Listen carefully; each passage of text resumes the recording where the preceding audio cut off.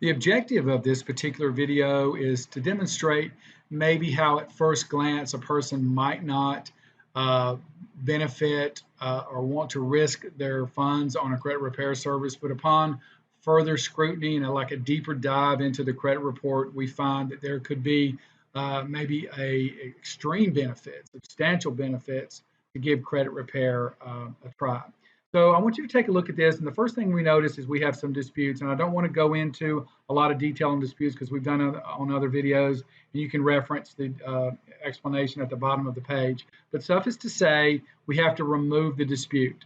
Disputes have to be removed. So we're going to remove this dispute or simulate removing the dispute. And you see that we have a substantial drop in score by like 60 points. So the only way to deal with this now, since our scores are so low, because it would take months and months and months of extra time to restore the points that are lost by this particular account. So the only way to do that is to pay off the particular charge off. And we see that most of those points are now recovered. But they had to spend $804 or to clear that particular charge off. And even if they settled for less than the balance, which could very possibly be, they're still going to have to spend several $100s. So why not invest that money that you would have to spend in paying off the charge off in a credit repair service and see if we can get a lot more bang for our buck? All right, makes sense? So let's take a look at what would happen in simulating removing these collections. Now you see here, these are medical collections, and I said in the content in this particular article that FHA doesn't require you to pay medical collections off, but if by deleting them we can gain points, and that's something that we want to take a look at. So I'm going to delete this, and we see we pick up some substantial points by deleting that particular medical collections. This is a duplicate of that same collection, and we see deleting that doesn't add any points. And just keep going down the line now.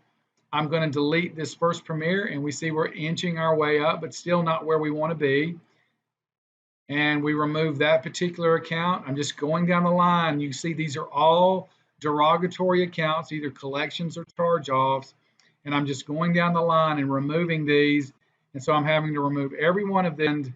I get down to the last one, and we see we go all the way up to 636. But as I've mentioned in my articles, removing every single collection could be problematic. And you might say, removing all of them got us a qualifying score because this person's probably qualified now with this 636 credit score, as long as the other bureaus are going to have similar, one of the other bureaus is going to have a similar result. And so you might ask yourself the question, why would I pay a credit repair service several $100s with the small chance that they're going to delete every single account for me to get what I want? Well, the thing is, though, you had to spend $804 or several $100s to even get a 571 score. So why not give it a try to see if you can get a lot more bang for your buck?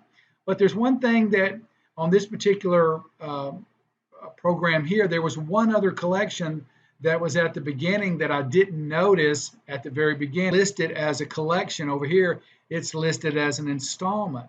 But you see the designation over here was foreclosure, but it's a U.S. auto finance, which tells me most likely it's a repossession of an automobile.